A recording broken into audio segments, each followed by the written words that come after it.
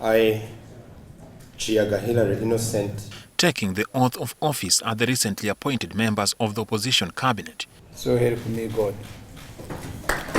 In the agenda, the opposition has prioritized 3 key issues to pursue during the 2.5-year term of office. The issues touch on exposing the corrupt, push back against poor service delivery, and fight for observance of the rule of law and human rights. As representatives of the people, we should and we shall be their voice on these matters. They're counting on us, honorable colleagues. They're counting on you and me to be their voice. Let us not let them down. Ssenyonyi vowed to take Parliament to the people to keep the government in check with activities involving intensified visits to government entities. Next week we are going to Lubowa Hospital. We want to see what's there. Billions of shillings have been pumped into that place. And we don't know what's going on there. This is a hospital that should have been completed around 2019, but here we are. Every year, lots of monies are pumped there. It's our mandate to go and establish what is the taxpayers' money doing here that is pumped there every year. So we are coming. I'm told it's guided by SFC and I don't know what. I don't care. It is our mandate given to us by the people of Uganda and by God. He cautioned the opposition members to brace themselves for the challenges awaiting them in pursuit of accountability.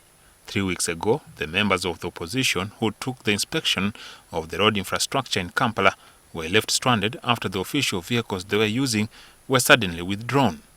And all the processes had been cleared and so on. No sooner had we gotten to the field than the parliamentary cars were withdrawn, the costers. Can you imagine how petty we can become? And someone thinks they will frustrate our work. No, they will not. And what we did on that day, we said it's okay, now that the costers have been withdrawn, we'll hire ordinary taxis. The priorities received support from like-minded politicians. We can go out and follow under oversight mandate to look at the money we appropriate and ask government to account. We already have in the open delays in Nambole, reconstruction of Nambole National Stadium. Because of corruption. So really, his agenda, I think, is a good agenda, and I would request that we give him a hand to fulfill that agenda. It's within the confines of the law. And if we went into a campaign marketing this specific agenda, it can be a full campaign that someone can ask votes for as president, for example. The MPs raised concern about push by the government to rush the process of rationalization of its entities. So for us to assume that we shall do rationalization bills in 3 days, as it was earlier communicated, is impossible.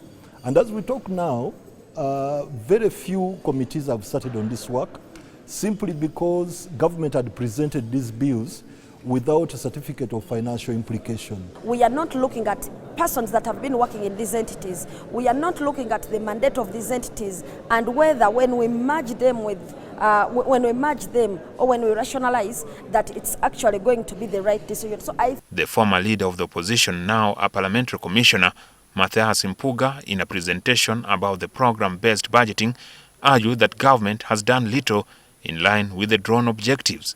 Jackson Onyango, NTV. You emulate law, you're a good volleyball player. 2, 3,